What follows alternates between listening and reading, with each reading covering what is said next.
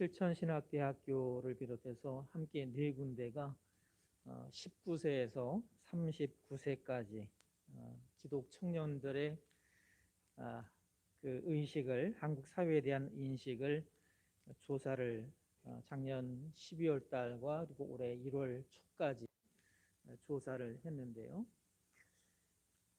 이 19세에서 39세까지 한국의 기독 청년들이 그 한국 사회의 미래에 희망이 있느냐라고 질문을 했더니 57%가 희망이 있다 이렇게 대답을 했어요. 그런데 33%는 희망이 없다 이렇게 대답을 했습니다. 여러분 한번 생각해 보세요. 왜 물론 57%가 절반이 넘는 숫자가 희망이 있다 이렇게 말하긴 했지만 왜 희망이 없다 했을까? 또 10명 중에 7명이 어른 세대들보다, 그러니까 여기에 계신 저와 여러분 기성 세대보다 그러니까 우리 기성 세대 여러분이 계신 여기에 계신 분들이 그 20대, 30대 때보다 자신들이 그 20대, 30대 시절이 더 불행한 세대다라고 생각하는 사람들이 10명 중에 7명이었습니다. 왜 자신들이 더 불행하다라고 생각을 할까? 제가 옛날에 교동에서 목회할 때 그 나이 드신 분들이, 동네 분들이 불행한 세대를 살았다 그러면 제가 그랬거든요. 아니, 행복한 세대를 사신 거라고. 왜냐하면 옛날만 해도 노력하면 뭔가 성취하고 더 나아지고 점점 좋은 것을 봤으니까, 그러니까 행복한 세대를 사신 거라고. 앞으로는 어떻게 될지 모르니까 오히려 더 행복한 세대를 사신 거라고 그랬는데, 요즘 젊은이들은 기독 청년들의 10명 중에 7명은 자신들의 이 20대, 30대가 기성세대들보다 더 불행하다 이렇게 인식을 하고 있습니다. 왜 자기 세대를 불행한 세대라고 생각을 할까? 그 설문 내용 가운데 이런 내용이 나옵니다. 기독 청년 92%가 그렇다고 대답을 했는데요. 우리가 사는 사회를 돈이 최고의 가치가 된 사회이다 이렇게 대답을 했어요. 그리고 자신이 은퇴한 다음에 기성세대들보다 자신이 은퇴한 다음에 경제적으로 더 못한 삶을 살 것 같다라고 하는 게 78%였어요. 말을 바꾸면 이렇게 되는 거죠. 왜 미래에 희망이 없다라고 말하는 사람들이 있는가? 왜 자신들의 세대가 더 불행하다고 생각을 하는가? 그 이유는 뭐가 없어서 그런 거예요? 돈이 없어서 그런 거예요. 젊은이들이 돈이 없어서 자신들이 불행한 세대라고 생각을 하고 있다는 거예요.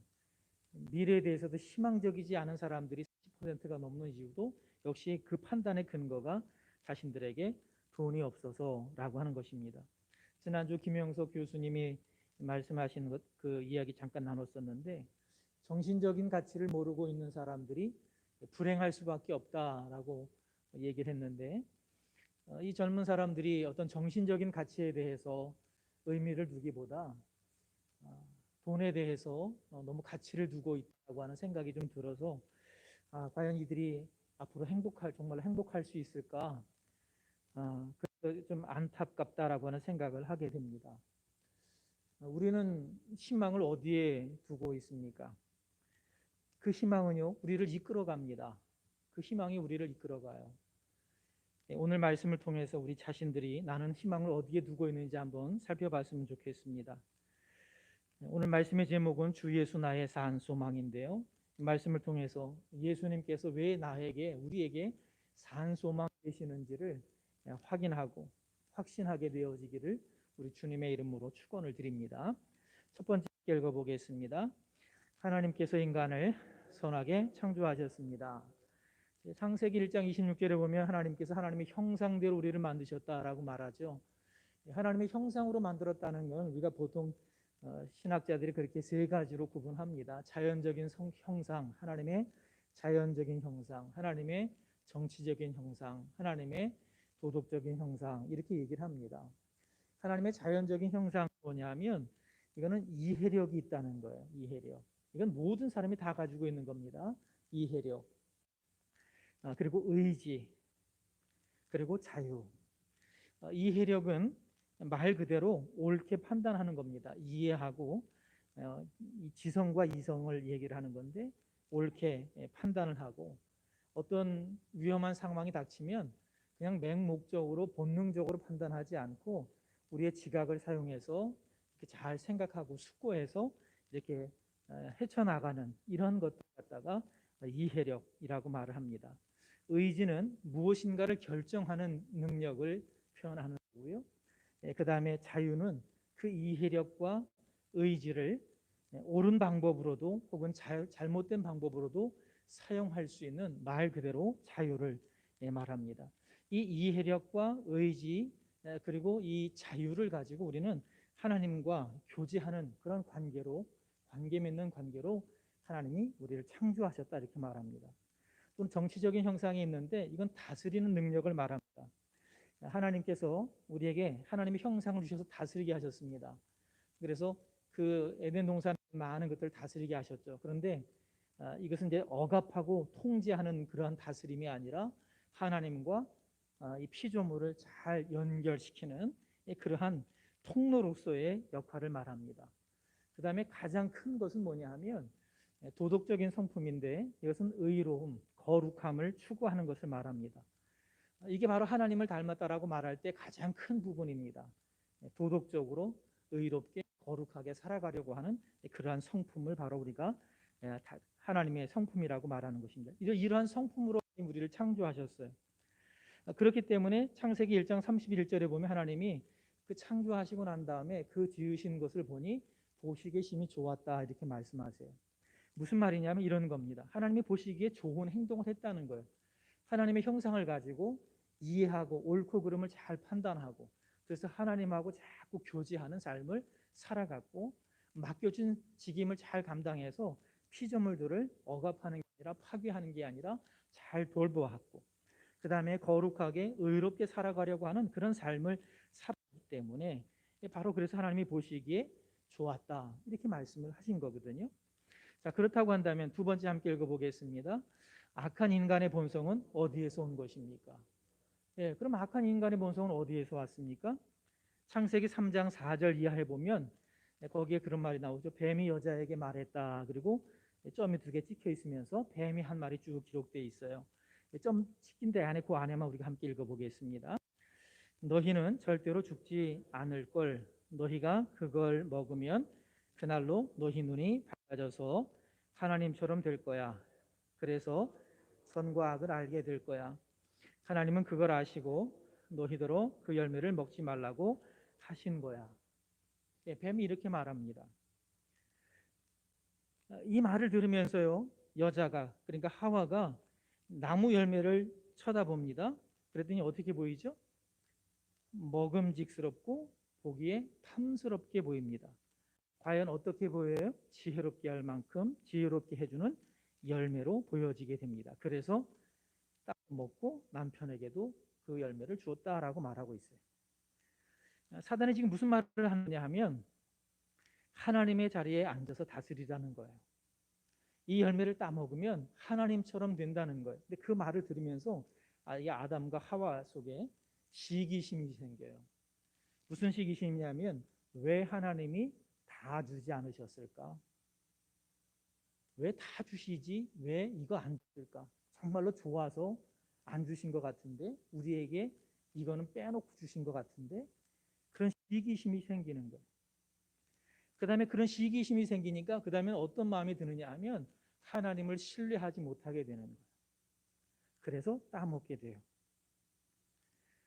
인문학에서는 인간의 여러 가지 모습들을 이렇게 저렇게 설명을 하거든요. 성경은 인간의 모습을 바로 여기에서 설명을 하고 있어요. 인간은 하나님과 동등해지려고 하는 그런 마음을 가지고 있어요. 그래서 선악과를 따먹었고요.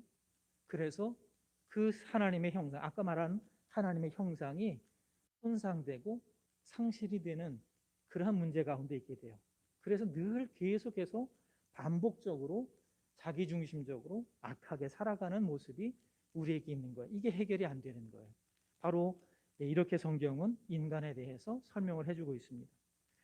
자, 이렇게 아담과 하와가 선악과를 따먹은 그 일을, 하나님이 되려고 했던 그 일을 이렇게 기록을 합니다. 로마서 5장 12절 2번의 중간쯤에 있습니다. 함께 읽어봅니다. 그러므로 한 사람을 통하여 죄가 세상에 들어오고 그 죄를 통하여 죽음이 세상에 들어왔으며 이런 식으로 죽음이 모든 사람에게 이르게 되었습니다. 그것은 모두가 죄를 지었기 때문입니다. 예, 대표성의 원리로 이제 아담과 하와를 기록해 놓았지만 바로 인간의 모습이 바로 여기에서 우리가 악한 이유를 찾아볼 수가 있습니다. 하나님의 형상이 그러므로 이제 파괴가 되는데 구체적으로 이해력, 의지, 자유의 형상이 손상이 됩니다. 그러니까 이해하는 것에 한계가 생깁니다. 옳고 그름을 판단하는데 한계가 생기게 됩니다. 결정하는 것도 옳고 그름을 따라서 하나님과 교제하는 것을 선택하는 게 아니라 자기한테 이익이 되는 쪽으로 결정하게 됩니다. 팔이 안으로 굽는 일이 계속해서 일어나게 되죠. 이해력, 의지, 자유의 형상이 남아 있어서 우리가 이해도 하고 공부도 하고 배우기도 하고 뭔가 만들어가기도 하지만 그러나 그 기능들이 다 자기중심적으로 자기의 이익을 위한 것으로 바뀌어지는 이런 손상이 되어졌기 때문에 이런 문제가 생겨나게 됐고요. 다스리는 형상도 하나님과 피조물을 잘 연결시켜주는 이 형상의 이 역할도 손상이 되어져서 지배하고 억압하고 파괴하는 그런 문제로 생겨나게 됐어요. 그래서 자연 환경이 파괴되는 이유는 바로 하나님이 우리에게 주신, 인간에게 주신 이 정치적인 형상, 다스리는 이 하나님의 형상이 파괴가 돼서 생겨나는 문제인 겁니다. 그 다음에 하나님의 그 도덕적인 성품, 거룩하고 의롭게 살아가려고 하는 이 하나님의 형상을 이것은 손상이 아니라 완전히 상실을 했습니다. 그래서 하나님의 뜻을 따라 살아갈 수가 없습니다. 하나님의 뜻에 순종하지 않습니다. 그러니까 하나님과의 관계가 단절이 되어지고 사람은 계속해서 자기 중심적인 본능에 의해서 살아가게 되어지고 육신의 죽음, 영적인 죽음을 맞이하는 그런 상태까지 이르게 되어졌다라고 성경이 우리에게 말씀하고 있습니다. 이렇게 하나님의 형상이 손상이 되고 상실되었기 때문에 우리가 어떤 존재가 됐느냐? 요한일서 2장 16절 함께 읽어보겠습니다. 세상에 있는 모든 것, 곧 육체의 욕망과 눈의 욕망과 세상 살림에 대한 자랑은 모두 하늘 아버지에게서 온 것이 아니라 세상에서 온 것이기 때문입니다. 하나님의 형상이 손상이 되고 상실이 되어지니까 욕망으로 가득한 존재가 되는 거예요. 육체의 욕망, 육신의 욕심을 따라 막 채우려고 하는 그런 걸 따라 살아가게 됩니다. 눈의 욕망이라고 되어 있습니다. 이거는 고귀하다든지 위대하다든지 아름답다든지 뭐 이런 거예요. 그런 거에 대한 예술적인 부분이라든지 뭐 사람들의 자존심이라든지 뭐 이런 부분들, 내가 이 거룩하게 혹은 내가 사람들 앞에서 비굴하지는 않을 거야라고 하는 어떤 그런 모든 것들이 바로 이 눈의 욕망과 관련되어진 것입니다. 그 다음에 세상 살림에 대한 자랑이 있습니다. 이건 부유함이죠. 사람들의 칭송과 관련된 그런 부분들 다 포함된 겁니다. 가만히 보면 다 사람들이 여기에 매여서 살아가요. 성경의 말씀 거기에 보면 세상에서 온 것이다. 이것이 세상에서 온 것이다. 이렇게 표현해요. 이 욕망을 만족시키려고 하는 인간의 노력은요, 세상에 대한 사랑으로 나타나는 거예요. 왜 우리가 자꾸 땅의 것을 바라보느냐? 이 욕망을 만족시키려고 하는 거기 때문에 그렇습니다. 이 성향 바뀌지 않습니다. 그래서 웨슬레가 뭐라고 표현했느냐 하면 이 세 가지 욕망을 치명적인 질병이다 이렇게 표현을 했습니다. 이런 성향을 가지고 우리가 태어났습니다. 시편 51편 5절의 말씀에 태어날 때부터 악하였다. 잉태할 때부터 죄가 있었다라고 말하잖아요. 모든 사람이 다 이런 거예요. 세 번째 함께 읽어보겠습니다. 노력한다고 손상되고 상실한 하나님의 형상을 회복할 수 없습니다. 사람들이 이해력이 있으니까 하나님의 형상이 좀 남아 있으니까 이런 게 싫어서 자기가 뭔가 해보려고 해요. 그런데 노력한다고 손상되고 상실한 하나님의 형상을 회복할 수는 없어요. 잠언 16장 2절 함께 읽어보겠습니다. 사람의 행위가 자기 보기에는 다 깨끗한 것 같아도 마음을 살피시는 여호와 앞에서는 그렇지 않다. 예, 율법에 기록된 대로 다 지켜 행해야지 완전해진다라고 성경에 표현되어 있거든요. 율법을 다 지켜 행할 수가 없어요.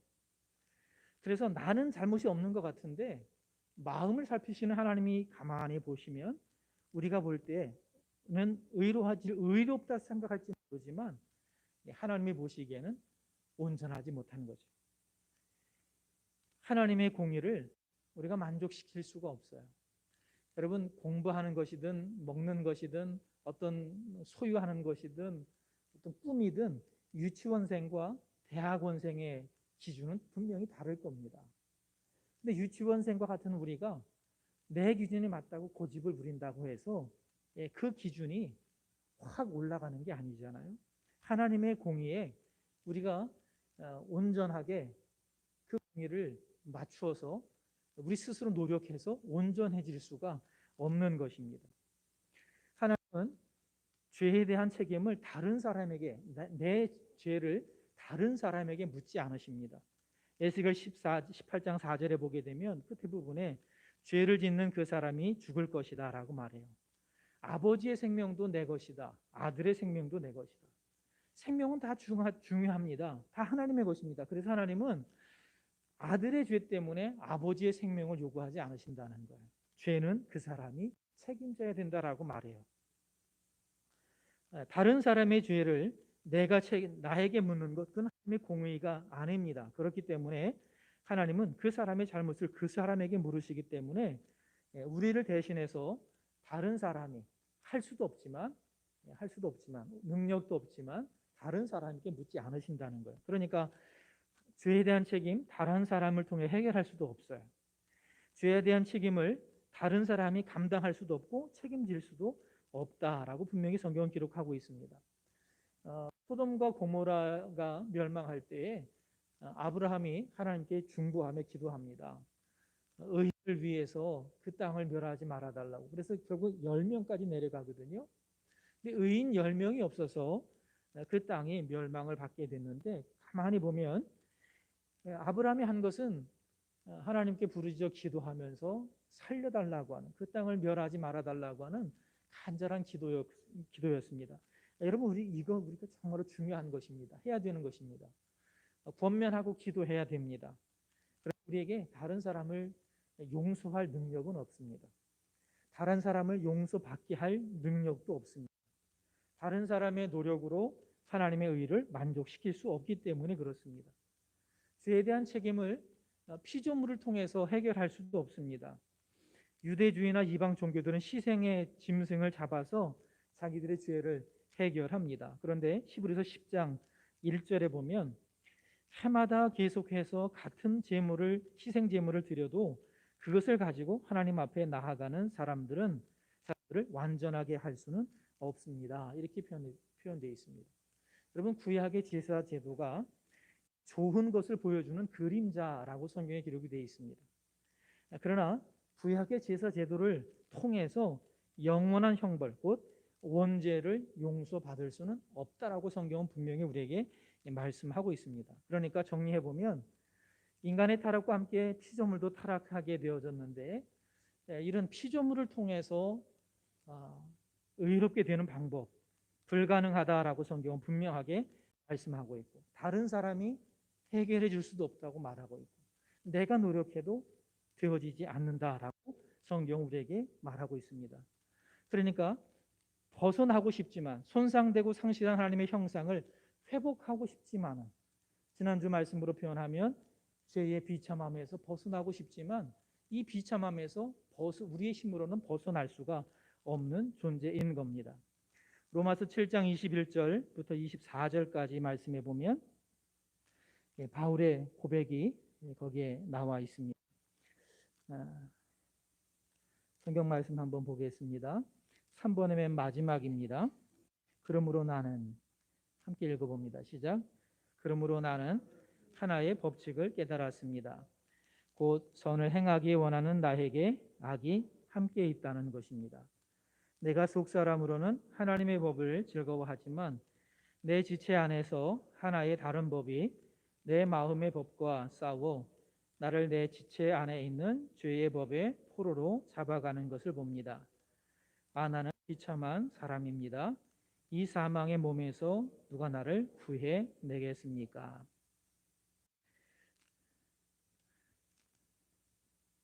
이건 바울의 고백입니다. 바울의 고백인데요.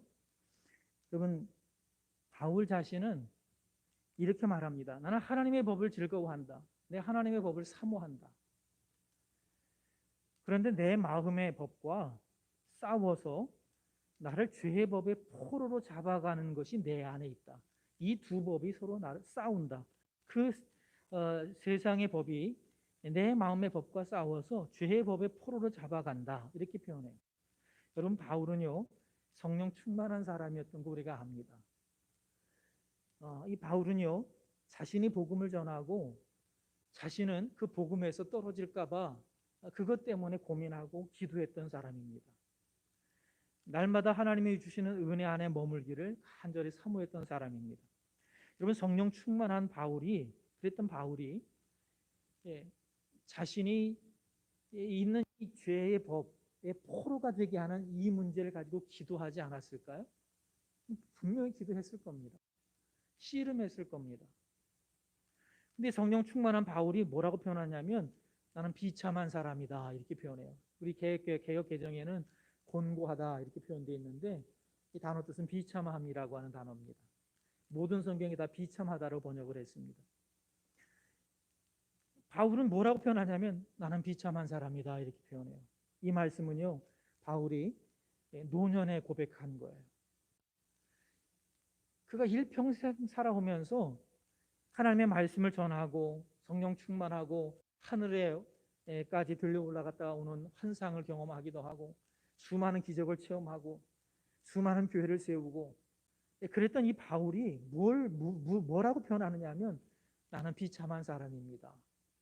자신 안에 있는 이 죄의 속성이 하나님의 형상이 손상이 되고 상실이 되어져서 자기가 가는 방향 이 자꾸 욕심을 따라 살아가려고 하고 자기의 육신이 자꾸 하나님보다 앞서가려고 하는 이것 때문에 고민하고 기도하고 씨름해도 평생 해결되지 않는 이 문제, 바로 이 문제 때문에 바울이 나는 비참한 사람입니다 이렇게 고백을 하고 있어요.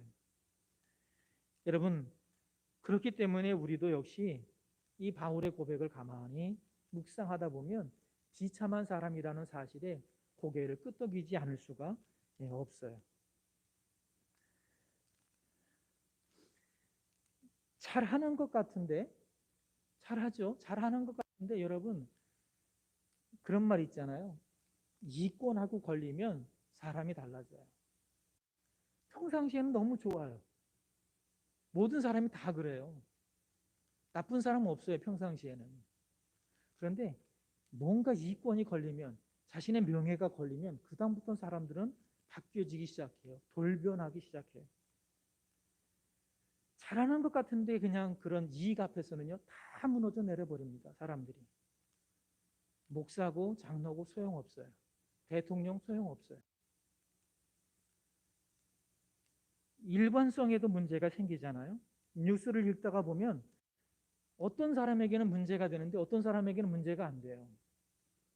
공평성이 없어요. 일관성이 없어요. 이기적이기도 해요.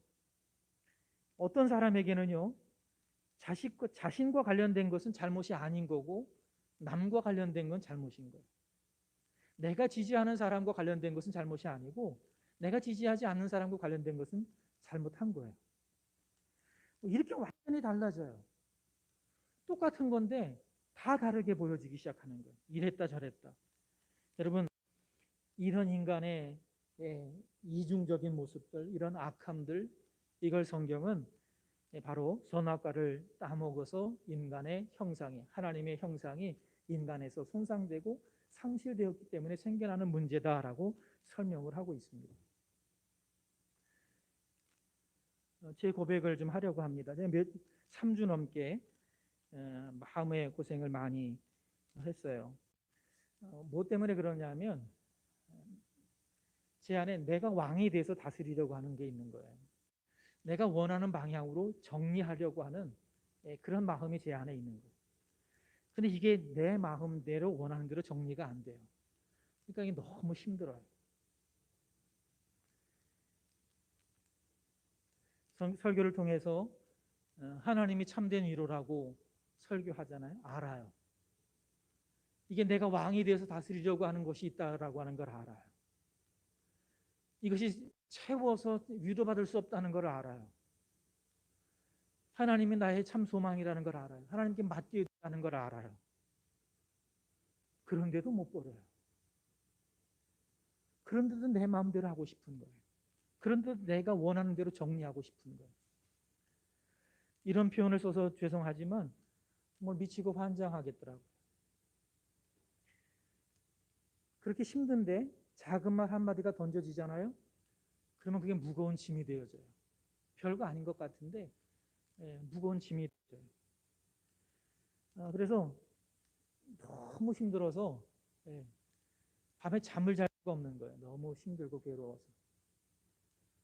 그래서 어떻게 잠을 자냐 하면 지쳐서 잠을 자는 거예요. 지쳐서 밤에 새벽에. 그리고 새벽기도 갔다 와서 또 그때 그제서야 피곤하고 지쳐서 또 잠을 자요. 낮과 밤이 바뀐 제가 몇 주간을 보냈거든요. 가슴이 먹먹해요.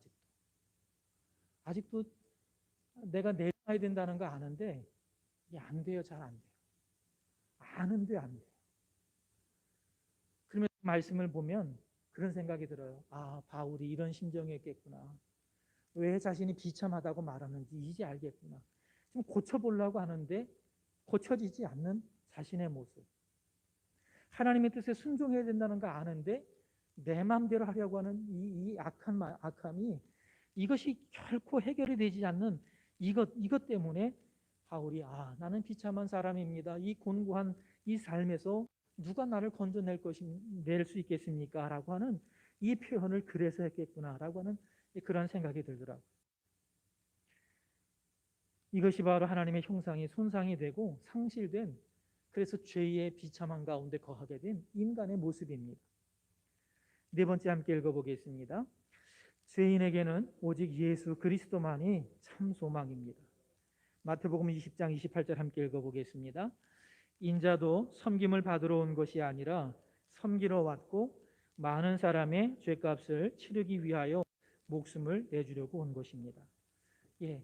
죄의 비참함 때문에 그렇거든요. 그래서 주님이 죄값을 치르기 위해서 목숨을 내주시기 위해서 오셨다는 거예요. 로마서 5장 18절에 말씀 함께 읽어봅니다. 그러므로 한 범죄로 말미암아 모든 사람이 정죄에 이른 것 같이 한 의로운 행동으로 말미암아 모든 사람이 의롭다 하심을 받아 생명에 이르렀다. 예수님께서 십자가에 못 박히심으로 하나님의 의를 만족시켰다라고 말합니다.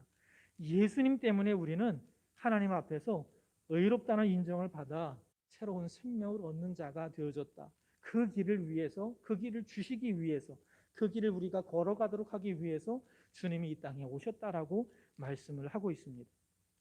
여러분, 그래서 예수 그리스도로 말미암아 죄의 형벌에서 벗어나기 때문에 주 예수 그리스도가 우리에게 산 소망이라고 말하는 것입니다.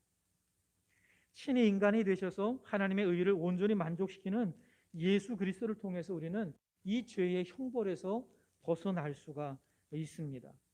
하나님의 의를 온전히 만족시키는 예수 그리스도를 위해서 우리는 그 예수 그리스도 안에서 그 은혜로 인해서 바로 이 죄의 형벌에서 벗어날 수가 있는 것입니다.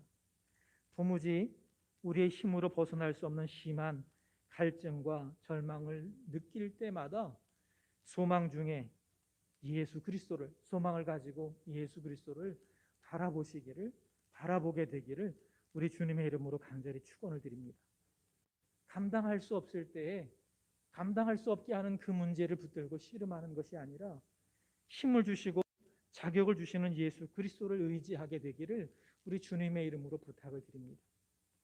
예수 그리스도 안에서 마귀의 속임수를 물리치며 살아가게 되기를 우리 주님의 이름으로 간절히 축원을 드립니다.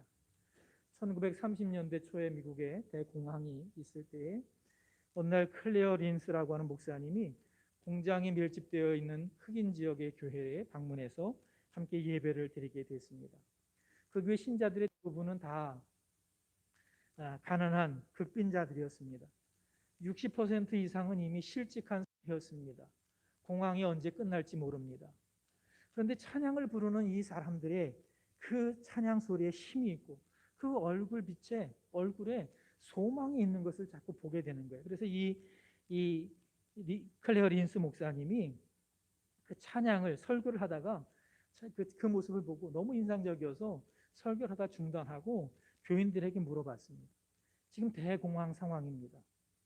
여러분들의 상황은 실직한 사람이 60%가 넘고 이 실업자는 앞으로 계속 증가할 겁니다. 근데 여러분 무엇이 그렇게 즐겁습니까? 라고 물어봤어요. 그랬더니 한 분이 일어나셔서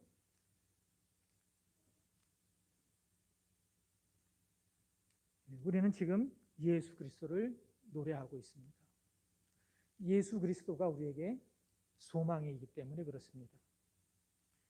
여러분 신앙은 고난을 희망으로 바꾸는 힘이 있습니다. 세상적인 희망도 우리의 삶을 바꾸습니다. 그러나 사나 죽으나 우리에게 위로가 되는 사나 죽으나 우리에게 큰 힘이 되는 예수 그리스도를 바라볼 때에 우리는 참된 희망의 아침을 고난의 밤 가운데서도 노래할 수 있게 될 줄로 믿습니다. 사단은 우리에게 계속해서 땅을 바라보라고 말합니다. 육체의 욕심을 따라 살아가라고 말합니다. 고귀함을 쫓아가라고 말합니다. 아름다운 것을 보라고 말합니다. 계속해서 사단은 우리에게 세상의 살림살이를 자랑하라고 말합니다. 명예를 자랑하라고 말합니다. 사람들의 칭송을 자랑하라고 말합니다. 거기에 목적을 두라고 말합니다. 여러분, 그러나 땅을 바라보는 삶을 살아가면 어느 순간에 행복하고 만족했던 것 같은데 어느 순간에 그 죄의 비참함 가운데에서 인생의 허무함 가운데서 벗어나지 못해서 허우적거리는 이 수많은 사람들의 모습을 우리가 보게 될 것이고 우리 또한 그렇게 살아간다면 그러한 삶 가운데 거하게 될 수밖에 없습니다. 땅을 바라보며 땅에서 희망을 찾는 사람들에게는 희망이 없습니다. 하나님의 형상이 손상되어 있기 때문에 그렇습니다. 우리를 만드신 예수 그리스도를 통해서 죄의 비참함에서 건져주시는 그 은혜를 바라보며 우리가 나아갈 때에 우리에게 참된 소망이 있습니다. 함께 이 시간 우리 기도하기를 원합니다. 그냥 가만히 제가 찬양 한 곡을 틀어드릴 텐데요. 예수 나의 산소망이라는 찬양입니다. 이 찬양을 들으면서 함께 따라 부르시기도 하고 기도하면서 함께 이 시간 우리 하나님 앞으로 나아가기를 원합니다. 예수님이 나에게 산소망입니다. 고백하며 나아가기를 원합니다.